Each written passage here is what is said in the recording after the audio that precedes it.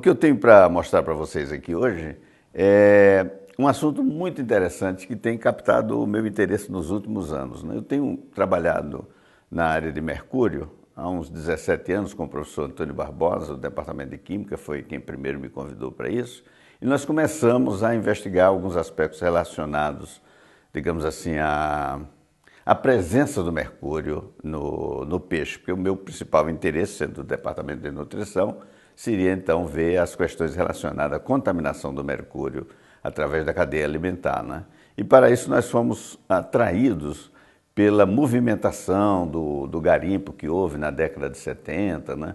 E os colegas do Rio de Janeiro começaram a investigar os aspectos relacionados ao amálgama usado exatamente para extrair o ouro aluvial e o que ficava na bacia amazônica e contaminava os peixes. Essa era a nossa primeira ideia sobre as questões relacionadas à intoxicação do mercúrio, uma vez que a gente não tem, ou nunca foi noticiado, nenhum problema de natureza de saúde que afetasse nenhuma população. Mas a possibilidade de se repetir um acidente como o de Minamata, no Japão, foi suficiente para que o pessoal se movimentasse nessa direção. Qual foi a nossa surpresa? A partir da hora que a gente começou a ter coortes dentro das populações de Porto Velho, nós descobrimos descobrimos nós, né? Mas a coisa já existia e não foi nada escondido. Nós encontramos fortuitamente a informação de que as vacinas poderiam conter mercúrio como preservativos, né? Então é isso que eu quero trazer para vocês hoje, a exposição iatrogênicas, né, das baixas quantidades de mercúrio que podem ou são veículos de expor as crianças quando elas são vacinadas, principalmente aquelas primeiras vacinas do calendário infantil, que é a hepatite B, que contém timerossal, e a DTP, a tríplice, né? Quer dizer, as questões que eu vou falar aqui sobre os assuntos que a gente desenvolveu são mais sobre esse calendário infantil de 0 a 6 meses. Se bem que haja outras vacinas depois disso, algumas delas podem conter timerossal, esse não é o objeto central da questão relacionada à exposição. Hoje se sabe que nós temos aproximadamente uns 6 elementos que já do ponto de vista epidemiológico já começam a afetar ou pelo menos a sensibilizar as células nervosas e aparecer como algum efeito geralmente, digamos assim, efeito adverso, né, à população infantil ao longo do seu desenvolvimento.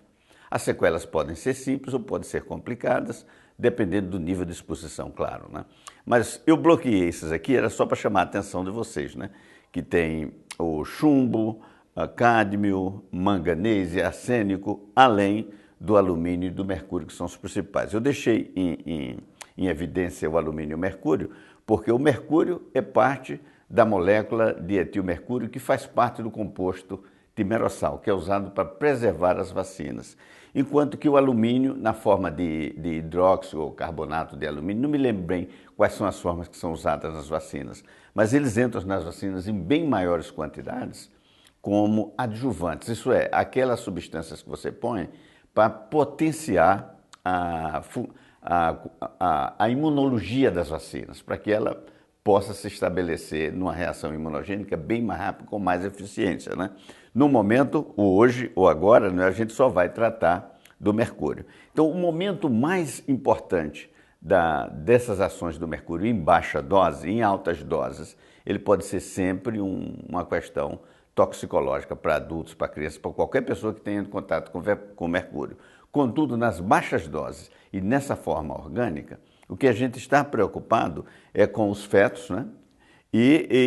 Com esse cérebro ainda imaturo, cuja barreira hematoencefálica, né, que nos adultos ou nas crianças mais desenvolvidas é mais resistente ou impermeável a essa transposição de moléculas danosas ao sistema nervoso, na criança ou no feto, esse daí é bem mais vulnerável, né? Podendo, obviamente, essas substâncias penetrarem no cérebro, né, em diversas estruturas sensíveis e provocarem danos. Quais são as naturezas dos danos? Como se trata de uma ilustração, eu não vou descer nos detalhes, porque também não é minha área da neurologia. Apenas eu queria chamar a atenção para vocês uma ilustração que o professor Gilbert, né, fez há pouco tempo, deixou livre na internet para a gente poder dispor.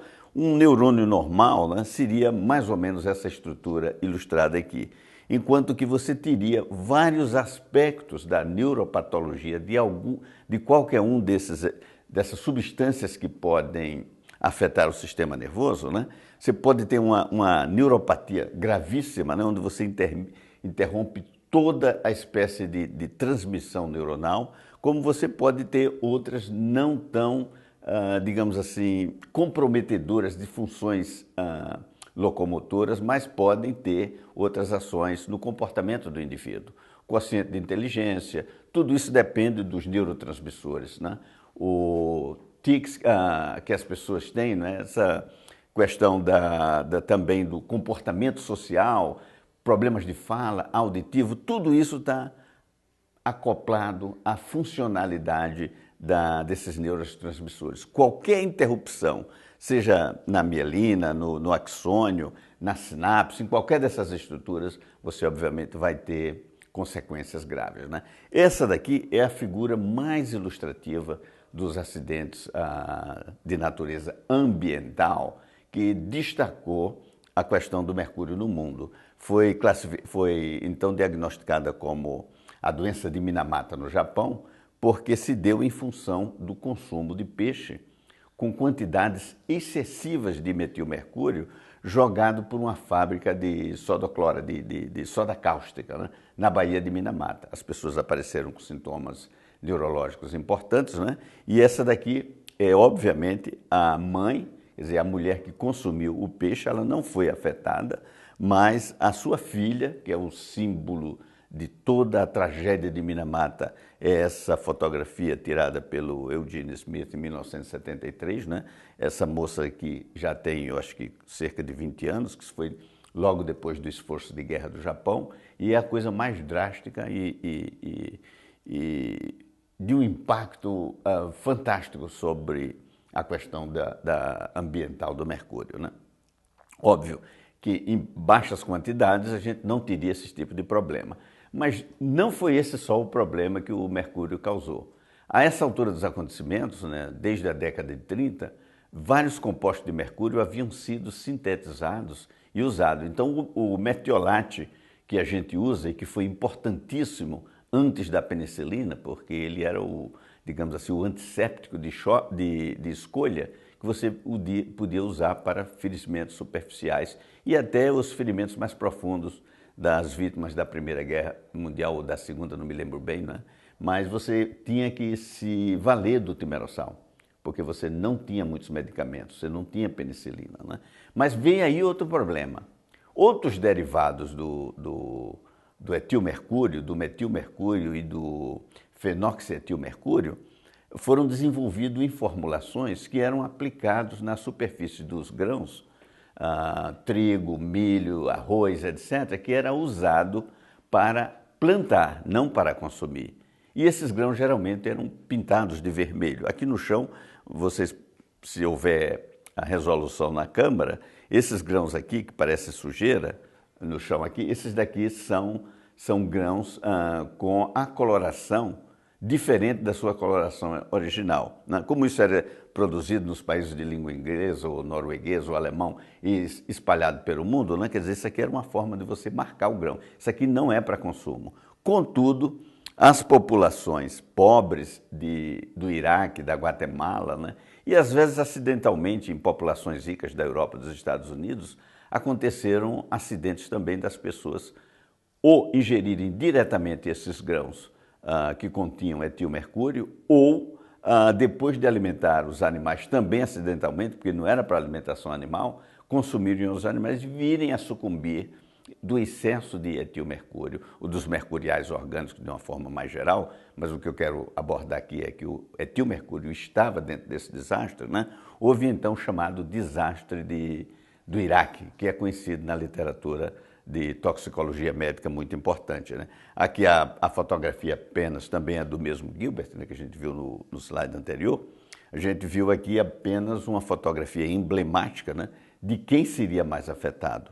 o feto na barriga de uma mulher grávida iraquiana e as crianças que podiam estar sendo amamentadas ainda por essas mães ou se alimentando de algum produto, alguma papinha, fez a base desses graus, né? Isso trouxe sérios problemas. Eu não tenho ideia de que as vítimas mais sérias foram em torno de 20 mil, mas não sei quais foram as fatalidades lá, mas foram de grande porte, que moveu a sociedade internacional a banir o etilmercúrio das sementes. Contudo, por falta de outro produto, ou não sei porquê, ou julgando que as doses eram mínimas, né? Esse etilmercúrio, no nome patenteado de timerossal, que é uma moléculazinha um pouco maior que quebra fazendo etilmercúrio, né? Permaneceu desde a década de 30 sendo usado em vacinas infantis. Qual é a diferença? É que as vacinas, que a gente chama de doses múltiplas, né? Nessa garrafinha maior, elas podem conter o quê? 6 a 10, eu não sei bem quantas vacinas você pode sair daqui, mas é mais de 5. Em função disso, na hora que você põe e tira a agulha, é necessário ter um preservativo aqui dentro, porque mesmo que a seringa estéril que você use, alguma coisa pode acontecer e esse meio da vacina é muito rico. Então, na Austrália, houve um acidente quase com 10 fatalidades de crianças que pegaram infecções através dos vasos, né, onde cresceu o patógeno, que eu não me lembro mais qual foi, né, e contaminou várias crianças e teve uma série de óbitos dela. Então, a partir daí, eles começaram a usar. Para evitar isso, o que é que se faz? Você não põe o timerossal, mas também não pode ter o vaso de mais de uma vacina, tem que ser o vaso único, né? Então aqui está o timerossal, a garrafinha de timerossal e a garrafinha de uma vacina, né? Aqui você tem ele rotulado como altamente tóxico e, no entanto, aqui como ele entra numa quantidade de 1 para 10 mil, ou seja, 0,01%, sempre se considerou, pelo menos toxicologistas responsáveis pela fabricação de vacinas, que isso não era um problema. A questão é que ninguém nunca testou vacina em função outra que não a imunogenicidade, ou seja, a eficácia e a segurança dos imunógenos que você está querendo injetar nas populações, ou neste caso nas crianças, né? Então, ninguém nunca se deu ao trabalho de calcular a exposição que essas crianças poderiam estar sujeitas. Até que, em 99, creio, né, que foi nos Estados Unidos, né, que começou algum ruído, né, dentro dessas questões, principalmente com um político que pediu que o CDC, que seria a Anvisa americana, né, que controla a distribuição e segurança dos medicamentos, que fizesse um cálculo sobre isso. E começou a controvérsia, né? Que aquelas doses por quilograma de peso eram superiores aos recomendados pela EPA, a Agência de Proteção Ambiental dos Estados Unidos, que naquela época estava muito preocupada com a contaminação dos peixes dos Grandes Lagos, que é uma região de alta poluição de lá. Nós aqui também fizemos o nosso dever de casa, né? E num dos nossos trabalhos aqui, a gente verificou que as quantidades de mercúrio que são dadas na hora do nascimento, quer dizer, durante o parto, né, a criança ainda na maternidade, né, elas podem ter uma amplitude, né, de pelo menos um pouco mais do que 5, né, quase 6 microgramas por quilograma de peso corporal ao nascer, dependendo do peso ao nascer, né? Então, uma criança pesada, ela tem menos. Uma criança, digamos, a partir, acho que é de 2.500 gramas ou 2.000 gramas ou 2 quilos, né, as crianças já começam a ser vacinadas aqui no Brasil, né? O que me parece um exagero, né, nessas questões de exposição. Mas as crianças de baixo peso ao nascer, os prematuros, eles recebem uma carga fenomenal, né? Isso é num tipo de vacina que contém a menor concentração de mercúrio, porque as vacinas também, elas podem ter de 0,01% a um pouco mais, ao dobro disso. Elas podem ter 50 ou 25 microgramas de mercúrio por dose aplicada, né? Como a dose é pela metade, elas podem estar numa certa variação dependendo de quem fornece a vacina, né? Se você vê uma criança aos 6 meses de idade, né, a curva de distribuição dessas contaminações ou dessas exposições, é melhor usar, porque não é um contaminante em si, é alguma coisa posta por lei, portanto é legal, né?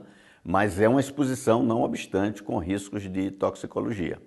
Então a situação, né, é bem diferente, né? Aos 6 meses de idade, por quilo de grama de peso, né, essa curva mais espalhada ela já se concentra, né? Por quê? Porque aqui você tem a criança com um peso maior aos 6 meses de idade, né? Nós fomos um pouco adiante disso, né? E constatamos que em algum ponto, no início da década de 2000, né, nos inícios dos anos 2000, né, nós estávamos trabalhando com a população de Porto Velho. E a gente notou, por um acidente da inspeção dos dados, né, que eram muito bem, todos lá bem registrados, que havia uma certa variação no dia que a criança recebia a vacina. Uns recebiam antes do primeiro dia e outros depois do primeiro dia. Quer dizer, entre o ano de 2000 e 2005, as práticas de vacinação mudaram em função do gerenciamento das maternidades, né? Quando as mães podiam ficar até uma semana na maternidade, a criança vacinava no último dia, né? E então a possibilidade de receber uma vacina, ou seja, uma dose impactante de mercúrio no primeiro dia era menor. Mas a partir de 2005, já 95% das mães ou dessas crianças, né, e já saíam vacinadas. E eu me perguntei por que essa coisa, daí a gente chegou à conclusão de que era exatamente o gerenciamento dessas maternidades. Não tem nada a ver com o programa de vacinação per se, mas tem a ver com a necessidade de se captar o neném, né, e exercer a eficácia do programa através de enquanto ele está na maternidade. A alegação de muitas pessoas da área de saúde pública é que uma vez deixando o hospital é mais difícil de voltar. Bom, eu não sei. Isso aí é outra questão que não é tratada, obviamente, que nessa apresentação, né? Então, esse foi um trabalho que a gente fez em 2009, demonstrando a diferença que você vai ter entre o primeiro e os outros dias da vacina, né? Bom, o que acontece então? De posse desses dados, que o nosso trabalho era para ver a contaminação de peixe em Porto Velho, como ele afetaria o desenvolvimento neuromotor dessas crianças, a gente fez uma recapitulação desses dados, né, e usou umas técnicas de estatísticas um pouco mais complexas e avançadas para o nosso conhecimento, né? Com a ajuda do professor Bernardi, a gente conseguiu fazer uma PCA, que é uma análise de componentes principais. E, para nossas surpresas, a gente viu que essa análise consegue, através de uma matriz matemática, consegue identificar nichos de variabilidade mais concentrado entre algumas daquelas variáveis que a gente estuda. E com isso a gente achou que a vacina, que aqui está simbolizado como TCV, que no inglês seriam as vacinas preservadas com thimerosal, ou seja, Thimerosal Containing Vaccine, esse nicho estaria afetado por essas vacinas, ou pela quantidade, ou pelo calendário, a precocidade quando ela foi tomada. Até aqui a gente ainda não tem certeza de que efeito isso pode estar acontecendo, mas com certeza tinha um efeito, né? Bom, essa mesma base de estudos, a gente então explorou as diferentes variáveis que você tinha para levar ao entendimento da questão da exposição e algum efeito neuromotor. A gente teve efeitos neuromotores medidos pela escala de Gesell, a gente teve aos 6 meses, que é o modelo 1, aos 3 anos, que é o modelo 2, e aos 5 anos, que é o modelo 3. Então, as variáveis que eram significativas no modelo 1, a gente preservava e testava no modelo 2. E assim por diante até o modelo 3, né? Então, no modelo 1, testado há 6 meses, a massa corporal da criança aos 6 meses, o percentual do ganho de peso aos 6 meses, né? Tudo isso aqui até aqui, né? E a concentração de mercúrio no cabelo da mãe tanto na oportunidade do nascimento e como 6 meses depois, uma vez que essas crianças foram amamentadas exclusivamente, nos daria uma ideia do aspecto da contaminação da mãe, né? E o que ela passaria para a criança em termos de metilmercúrio que vem do peixe, não necessariamente os das vacinas. Os da vacina é essencialmente a variável que a gente mediu aqui, única que podia ser medida era o dia da vacina, né? Então ela não se mostrou estatisticamente significativa, né? Contudo, o peso da criança, a capacidade que ele teve de ganhar peso durante os 6 meses, a quantidade de mercúrio que ele tinha no cabelo, tanto ao nascer quanto aos 6 meses, essas variáveis daqui foram significativas. A gente trouxe novamente essas variáveis para o modelo 2, né? Também com a extensão da lactação. Todas essas crianças foram amamentadas até os 6 meses, mas algumas, né, puderam chegar até os 2, 3, 4, 5 anos. Né? Óbvio que nessa oportunidade ele não está mais se alimentando ou tendo todos os seus nutrientes do leite. Até os 6 meses é uma coisa, depois disso ela começa a receber alguma coisa. Nesse modelo 2, o que a gente verificou? Todas aquelas variáveis e mais as residuais, a gente notou que o quê? Que o Gesell, aos 6 meses de idade, ele influía tremendamente no Gesell aos 3 anos, né? E também a quantidade de mercúrio que a criança trazia da exposição materna, né? Quer dizer, durante o nascimento, né? Bom, nós testamos novamente, né, essas variáveis no modelo 3 aos 5 anos de idade, né? E você via que somente a variável do atraso inicial, do retardo inicial do desenvolvimento neuromotor é que chegava aos 5 anos. Todas as outras variáveis, elas perdiam a potência, ou porque não existia um efeito, ou porque necessariamente esses efeitos estavam mesclados com outras variáveis e ela não, digamos assim, não ficava visível dentro do teste, ou não era perceptível pelo teste em si, tanto pela estatística como pelo Gesell, né? Bom, aqui apenas dá uma ideia para vocês de como é que essas crianças, isso aqui é um coorte acompanhado por 5 anos, são as mesmas crianças nessas 3 curvas, né? Então o Gesell de 6 meses de idade, quer dizer, lhe dá uma indicação de que essas mães tiveram alguma exposição, algum fator nutricional ou ambiental que fizeram com que uma percentual importante de uma amostra de 82 crianças, né, elas se comportassem dentro do atraso do neurodesenvolvimento. A gente testou apenas o mercúrio, mas poderia existir outros estresses, né, que a mãe poderia estar submetido. Mas esse daqui se mostrou importante. Aos 3 anos de idade e aos 5 anos de idade, essa distribuição aqui apenas nos indica, né, que isso aqui foi uma reanálise dos dados, não foi feita nenhuma intervenção. Então, o que a gente depreende disso, né, é que a maioria das crianças, a grande maioria das crianças, né, elas conseguem fazer uma recuperação desse desenvolvimento, né, de forma que aos 3 anos e aos 5 anos, poucas crianças ficaram atrasadas. E esse atraso daqui é mais associado ao atraso geral que eles tinham antes. Não é um atraso novo que aparece, mas é um resíduo delas não poderem avançar nesse desenvolvimento, né? Então, isso para nós foi um dado importante, porque nos aponta o quê? Que qualquer alteração ou qualquer atraso no desenvolvimento devido a estímulos intrauterinos ou durante a perinatologia ou até no leite, se for o caso, né, eles têm mais importante do que outras variáveis que possam advir depois da criança dos 6 meses, né? Bom, o que a gente fez com os dados, então? A gente está tentando trabalhar individualmente uma hipótese de cada vez com os recursos estatísticos que a gente dispõe, né? Pode ser até que os dados, como a gente tem, ainda nos revelem outras coisas, né? Mas a gente queria saber se durante a gravidez as mães que tiveram o seu pré-natal, no seu pré-natal a vacina do tétano, se elas poderiam de alguma forma variar nessa concentração do que recebeu através de 1, 2 ou 3 vacinas durante a gravidez e se isso poderia afetar aquelas crianças no teste de 6 meses. Lembrem-se que o que a gente mostrou antes era onde estava a maior sensibilidade do atraso do neurodesenvolvimento pela escala Gesell, né?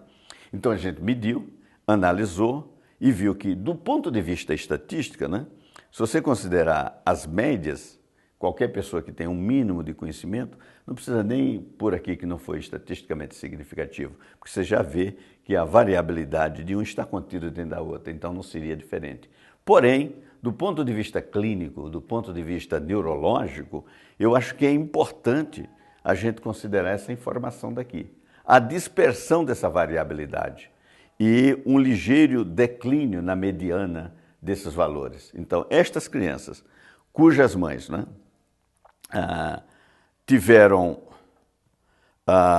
exposição intrauterina, que é essa escala 1 aqui está dentro do rodapé, contra a que não foram expostas à vacina de tetos durante a gravidez, elas tiveram um desempenho mediano ligeiramente menor, com uma distribuição maior, que é o que nos mostrou aqueles gráficos anteriores, né? Então, isso daqui eu acho que não tem relevância estatística, mas tem relevância clínica, principalmente para que a gente busque se isso aqui se repete em outros estudos, né? E se tem realmente a ver com a pequena dose que essa mãe tomou durante a gravidez, né?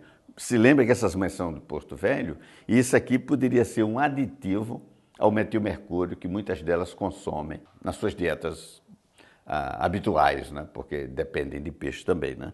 Então, como não foi um estudo que a gente fez para ver isso em todo o coorte que nós analisamos, a gente só podia fazer a retrospectiva desses lados para nos dar essas informações, né?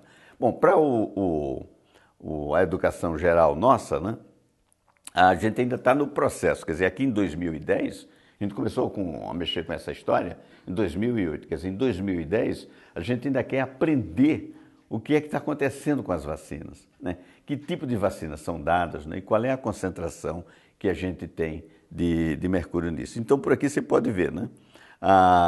Até os 6 meses de idade, a criança recebe vacinas ao nascer, aos 30 dias, aos 60, 90, 120, 150, 180, né? Que é o que nos interessa. Recebe depois alguns outros reforços, mas o nosso calendário vacinal que a gente quer focalizar é esse aqui. Então, as principais vacinas que recebe, que contém timerossal ou etilmercúrio, é a hepatite B, né, e a DTP. Só que aos 6 meses de idade, lembra-se que aquelas doses foram similares ao nascer. Por quê? Porque aqui você recebe dose dupla de vacina, ou seja, dose dupla de timerossal. Então, a exposição aos 6 meses é quase igual ao 0 dia, o primeiro dia de nascer, só que aqui a criança já está desenvolvida e aqui não, né? Então, aqui é mais ou menos o que a gente pôde calcular do calendário vacinal brasileiro, do tipo de vacinas que a gente distribui aqui.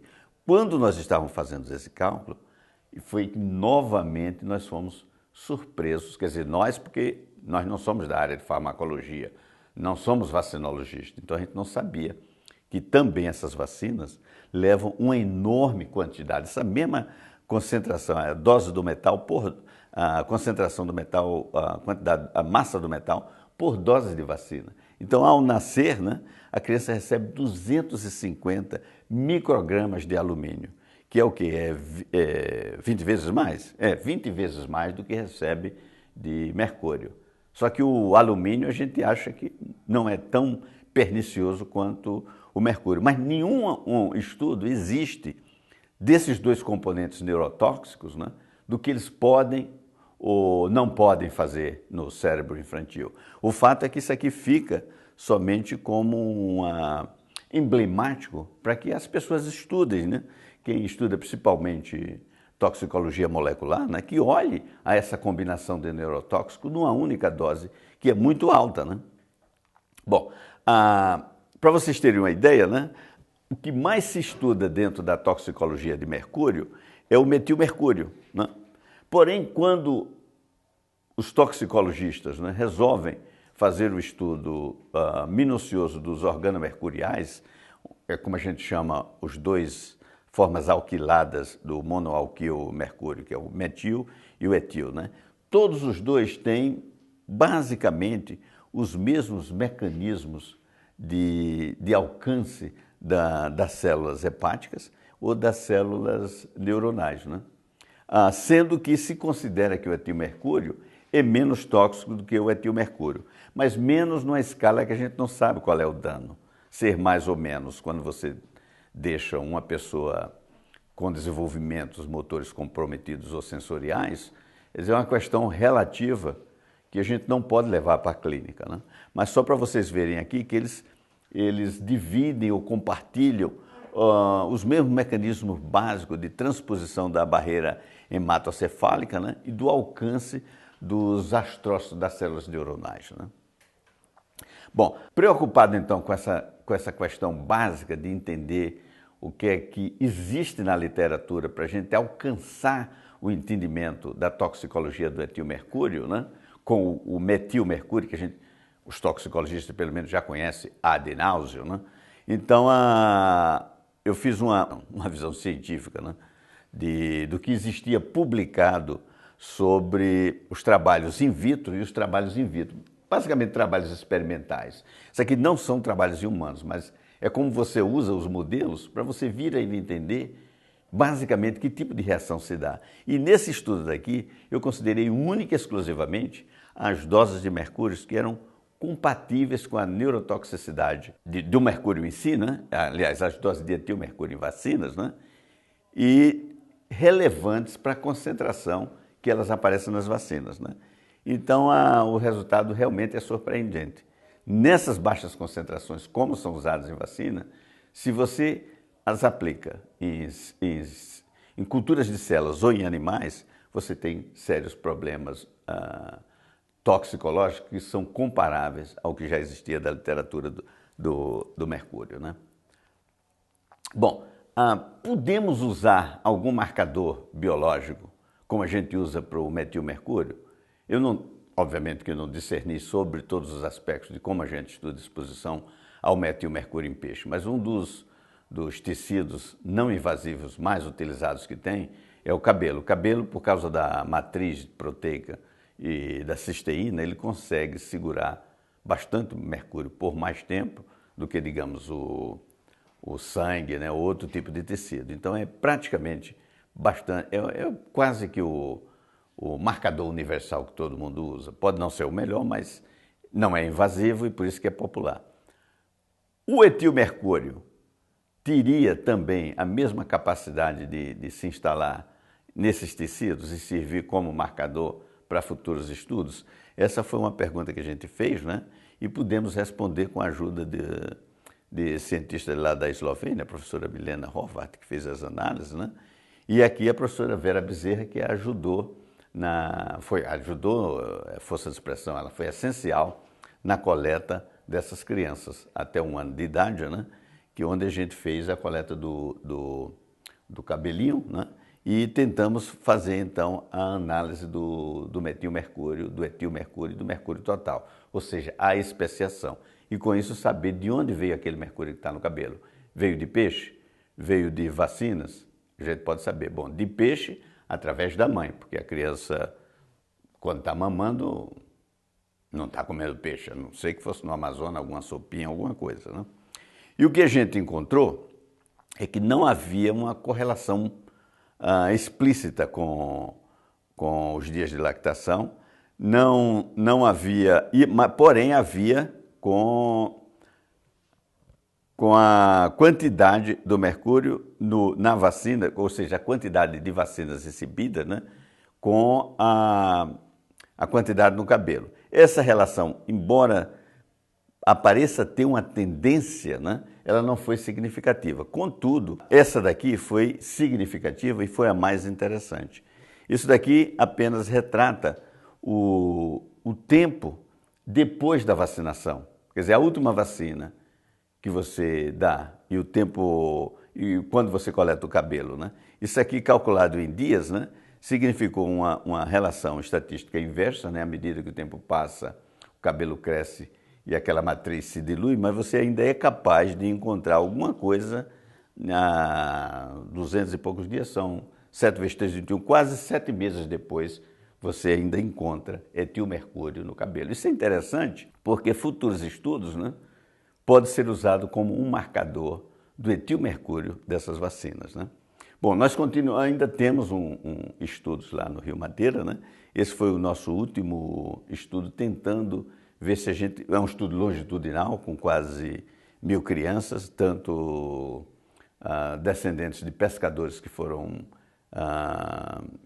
deslocados das áreas de inundação da barreira da hidrelétrica de Samuel, como temos também do pessoal que são remanescentes dos garimpos de mercúrio que agora se dedicam ao garimpo de estanho, né?